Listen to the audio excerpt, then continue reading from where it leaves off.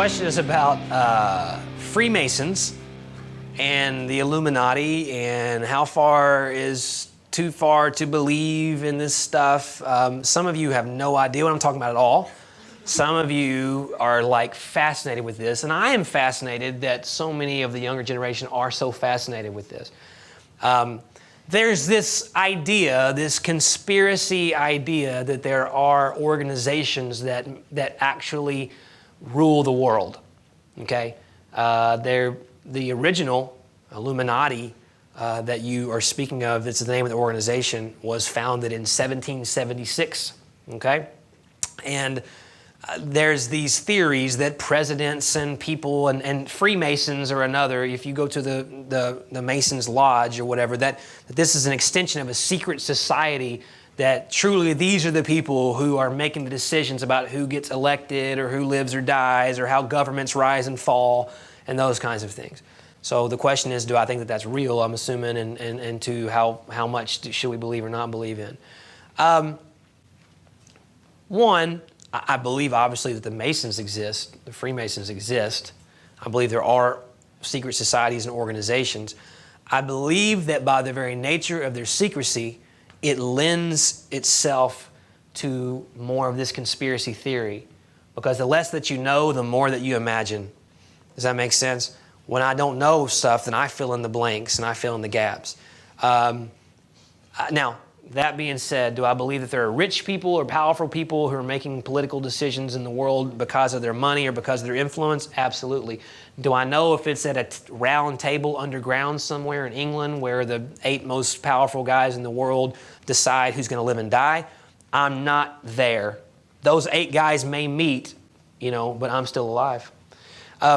So, there's that concept that they're doing that. Now, some people believe that their mission is to bring about, the end of the world. And so let's go there for a moment. And they, by the way, they claim to be religious in a certain way, like Christian. And so here's the thing. The end of the world is a funny topic because we act like the greatest way to end the world would be to get people to openly deny Christ or to remove Christ, from the equation.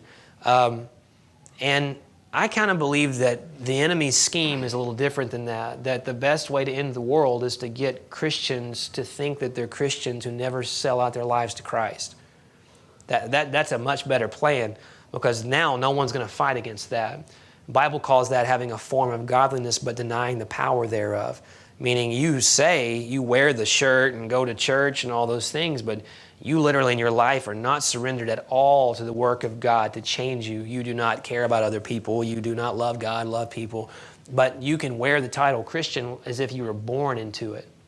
And I think that the enemy's greatest scheme is to just keep you as complacent as possible, because you're not going to affect any change in the world in that respect. So whether or not that, the enemy has other more overt schemes, I believe, but that's the most effective one that's working right now as far as driving people away from Christ. But as far as the Illuminati's influence, I'm just not a conspiracy theorist. Again, I kind of believe that, if you have to hide behind secrets, then, how am I supposed to know?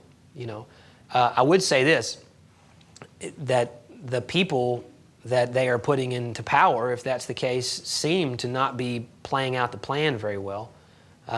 This thing seems to be like it has I'm not sure how you would manage a literal election scandal where you decided everybody in an entire election, both congressional, and Senate and presidential and state level, all at one time, how you would manage all of those to get elected to the office that you wanted. I'm not even sure how much, if you had all the money in the world, if that would be manageable. So I have some logistical issues with those kinds of things, just in that specific, occurrence. But here's the deal. It doesn't help you at all. This topic is unhelpful. And the only thing it could hurt you, though. And it could hurt you not because of the nature of what it is, but because of what it pulls you away from focusing on. And so I'm always a believer of, look, I would much prefer to be chasing after the things I do know to be true, the things I know to be right, because they will keep me busy for the rest of my life. then I want to spend my life on lots of things that I will never probably know the full answer to as long as I'm here on earth. And it is not affecting my life one bit. They're not inviting me to the meetings, and I do know what Christ has told me to do. And so instead of sitting around, and again, is it okay to theorize? Is it okay to study and read internet articles about this?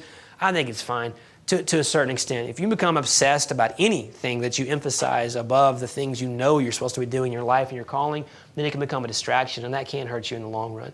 So I think, no, I don't ascribe to and this is my final thing. Personally, they are not controlling what's happening in my life.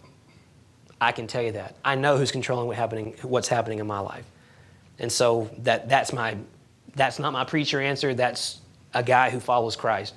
I know who's controlling my life. And so I'm not going to give any man, whether they were, from religious to whoever, that kind of glory to act like they can make the decisions of my world or my life, because I do not believe they are the ones who are in charge, no matter how much money or power they have, if they exist in that form at all.